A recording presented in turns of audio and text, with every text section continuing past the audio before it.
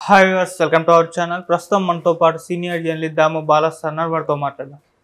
నమస్కారం సార్. నమస్తే సార్, చంద్రబాబు గారిది ఇన్నర్ రింగ్ రోడ్ సంబంధించి లిక్కర్ స్కామ్ సంబంధించి ముందస్తు బెయిల్కి అప్లై చేసుకున్నారు కదా, మరి వాటి స్టేటస్ ఏంటి? బెయిల్ ఏమన్నా దొరికిందా? ముందస్తు బెయిల్ లేదా సార్? అసలు ఏంటి జరుగుతుంది సార్? ఇప్పుడు నిజానికి అది పెద్ద ఊరట అని చెప్పాలి చంద్రబాబుకి. ఎందుకంటే వరుసగా చంద్రబాబు మీద కేసులు పెట్టుకుంటూ వెళ్ళారు. అందులో స్కిల్ డెవలప్మెంట్ కేసులో ఆయనకి ఆల్రెడీ రెగ్యులర్ బెయిల్ వచ్చింది. దాంట్లోనే ఆయన అరెస్ట్ అయ్యి 53 రోజులు జైల్లో ఉన్నారు. అది ఇప్పుడు స్క్వాష్ పిటిషన్ అయితే పెండింగ్లో పడింది. అది ఎప్పుడు తీర్పు వస్తుందో సుప్రీంకోర్టులో ఇప్పుడే చెప్పే పరిస్థితి కూడా లేదు. చంద్రబాబు కూడా ఇప్పుడు ఇమ్మీడియట్గా అవసరం కూడా లేదు అది. ఎందుకంటే ఆయనకి వీటన్నిటిలో ఈరోజు ముందస్తు బెయిల్ వచ్చేసింది. ఒకటి ring road, inner ring road IRR అంటారు. రెండవదేమో లిక్కర్ కేసు, మూడోదేమో ఇసుక కుంభకోణం. ఈ మూడుకు సంబంధించిన ఆయన వేశారు. అందులో వచ్చేసింది ఆయనకి. కాబట్టి ఒక రకమైన ఊరట అనేది చెప్పచ్చు. ముందస్తు బెయిల్ వచ్చింది కాబట్టి ఇప్పుడు ఆయన అరెస్ట్ చేసే పరిస్థితి ఉండదు. రెండవది, ఓవరాల్ ఇది కూడా ఆయన మళ్ళీ అరెస్ట్ చేసే దానికి జగన్ పూనుకుంటాడనేది కూడా డౌట్ఫుల్లే. ఎందుకంటే ఎలక్షన్లు ఎక్కువ రోజులు లేదు. ఇప్పుడు మళ్ళీ అరెస్ట్ చేసి అనవసరంగా సింపతి పెరిగి ఆయనకి అని ఎందుకు అనేది అనుకోవచ్చు. అంటే ఒకసారి అరెస్ట్ చేసి చూశారు, రియాక్షన్ ఎలా ఉంటుంది ఏంటని. దాదాపు ఒక 2 నెలలు అయితే ఆయన్ని 2 నెలల పైన ఆయన్ని దూరం చేయగలిగారు. దాని తర్వాత ఆయన మళ్ళీ జనాల్లో విస్తృతంగా తిరుగుతూ ఉన్నాడు. ఇప్పుడు ఉమ్మడిగా కూడా పవన్ కళ్యాణ్, చంద్రబాబు కలిసి కూడా సభలు ప్లాన్ చేసుకుంటున్నారు. రెండో సంక్రాంతి తర్వాత అభ్యర్థులను కూడా ప్రకటించబోతున్నారు. సో ఈ నేపథ్యంలో చంద్రబాబుని జైల్లో పెట్టే సాహసం జగన్ చేయకపోవచ్చు. ఏదేమైనా ఆయనకి లీగల్గా కూడా బ్యాటిల్స్ చేసుకుంటూ వచ్చాడు చంద్రబాబు. ఓవరాల్గా తనకి ప్రతికూలంగా ఉన్న అంశాలని మళ్ళీ తనకు అనుకూలంగా మార్చుకోగలిగాడు. దానికి తగిన లీగల్ టీమును పెట్టుకోవడం. ముఖ్యంగా ఆయన చేసిన ప్లాన్ ఏంటంటే, ఆయన నంద్యాలలో అరెస్ట్ చేసినప్పుడు వాళ్ళు ప్రత్యేక ఫ్లైట్లో తీసుకొస్తామంటే ఒప్పుకోకుండా ల్యాండ్ మార్గంలో రావడం. అది ఆయన చేసిన స్ట్రాటజిక్ తెలివైన పని. ఎందుకంటే దానివల్ల ఆయనకి 2 రకాల ప్రయోజనాలు.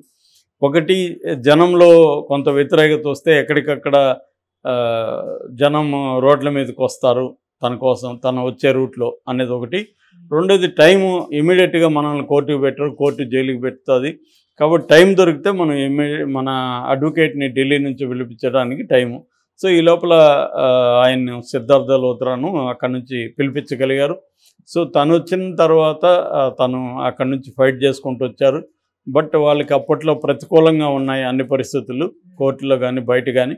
దాని తర్వాత మెల్లమెల్లగా వాళ్ళ కంట్రోల్లోకి వచ్చినట్టు కనపడుతుంది. వన్స్ కంట్రోల్లోకి వచ్చినాక ఇంకా చంద్రబాబుని లీగల్గా ఎవరు కూడా డీల్ చేయడం అంత ఈజీ కాదు. ఎందుకంటే ఆయనకి లీగల్ టీం చాలా స్ట్రాంగ్గా ఉంటుంది. ముందు నుంచి కూడా ఆయనకి ఈ లీగల్ ప్రాసెస్ మీద విపరీతమైన కమాండ్ ఉంది చంద్రబాబుకి. అంటే కోర్టులు కావచ్చు, బెయిల్స్ విషయంలో కావచ్చు, అడ్వకేట్స్ ఎలా డీల్ చేయాలి, ఎట్లా ఆర్గనైజ్ చేయాలి, ఇదంతా వెరీ వెల్ ఆర్గనైజ్డ్. దేశంలోనే ద బెస్ట్ లీగల్ టీమ్ ఉన్న పొలిటికల్ పార్టీ తెలుగుదేశం అని చెబుతారు. సో మొన్న కూడా మనం చూసాం అది. అయినప్పటికీ కూడా ఆయనకి కొన్ని రకాల ఇబ్బందుల వల్ల 53 రోజులు జైల్లో ఉండాల్సి వచ్చింది. నిజానికి ఆ కేసులో 53 రోజులు ఉండాల్సిన పరిస్థితి లేదు. అదేమీ అత్యంత భయంకరమైనది కాదు. ఇది ఒక మనీ మిస్యూజ్ అయిందనే కేసు తప్ప అది కామన్గా ఏ పొలిటీషియన్ చేయని పరిస్థితి ఏం లేదు. అందరూ చేస్తారు. ఆ టైంలో ఈయన దొరికిపోవడం అంటే లీగల్ సిస్టమ్కి దొరికిపోయాడు. ఏదో నేరం చేసి దొరికిపోయాడని కాదు. సో ఈ క్రమంలో ఆయన జైల్లో ఉండాల్సిన పరిస్థితి. లైఫ్లో ఆయన కూడా ఎప్పుడు ఊహించుండరు. ఆయన కానీ ఏమాత్రం ఇది జరుగుతుంది అనుకుంటుంటే ముందే లీగల్ టీంతో ఈ ముందస్తు బెయిల్కి రెడీ చేసుకోవడం ఇవన్నీ చేస్తుండేవాడు. ఆయన అప్పుడు కూడా ఏమనుకున్నారు, అరెస్ట్ అంటే అంగళ్ళు కేసు అనే అనుకున్నారు. ఈ కేసులో ఇరికిస్తారని ఆయన కూడా అనుకోలేదు. ఆ రకంగా జగన్ చాలా పకడ్బందీగానే ప్లాన్ చేసినట్టుగా మనం అర్థం చేసుకోవచ్చు. అంటే జాగ్రత్తగా డీల్ చేసి ఎక్కడ లీకేజీ లేకుండా చేయగలిగారు. అంటే ఒక సర్ప్రైజ్ అటాక్ అంటారు. అట్లాంటి యుద్ధంలో సర్ప్రైజ్ అటాక్స్ అనేవి వెరీ ఇంపార్టెంట్. అంటే శత్రువు ఏమరపాటు ఉన్నప్పుడు మనం దెబ్బతీయడం. అటువంటి ఒక స్ట్రాటజీని జగన్ చేయగలిగాడు. అది చేయగలిగాడంటే నేషనల్ లెవెల్లో మోడీ ఆశీర్వాదం ఉంది కాబట్టి చేయగలిగాడు అనేది అందరికీ తెలిసిన విషయమే. మోడీకి కానీ లేకపోతే అమిత్ షా కానీ వద్దనుకుంటే చంద్రబాబు చేస్తుండే. మేబీ వాళ్ళు ఒక టెస్ట్ చేసినట్టుగా కనబడుతుంది మనకి. ఇతను అరెస్ట్ చేస్తే ఎలా ఉండొచ్చు ఏంటి అనేది. ఒక దాంట్లో కొంతవరకు తెలుగుదేశం సక్సెస్ అయింది. అంటే అన్ని రోజులు కూడా ఏదో ఒక కార్యక్రమం చేయించడం. రెండోది లోకేష్ ఢిల్లీలో కూర్చొని లీగల్ టీంతో మాట్లాడడం. దీనివల్ల మళ్ళీ వాళ్ళకి కంప్లీట్గా కమాండ్ వచ్చినట్టుగా అర్థమవుతుంది. ఇప్పుడు ఈ కేసుల్లో కొంత టెన్షన్ ఉంది, అవుతుందా లేదని. అంటే చంద్రబాబు టెన్షన్ ఉండకపోవచ్చు, ఎందుకంటే ఆయనకి ఐడియా ఉండొచ్చు ముందే, అంటే ఈ కేసుల్లో మనకు బెయిల్ వచ్చే అవకాశం ఉందో లేదనేది ఆయనకు అర్థం అవ్వచ్చు.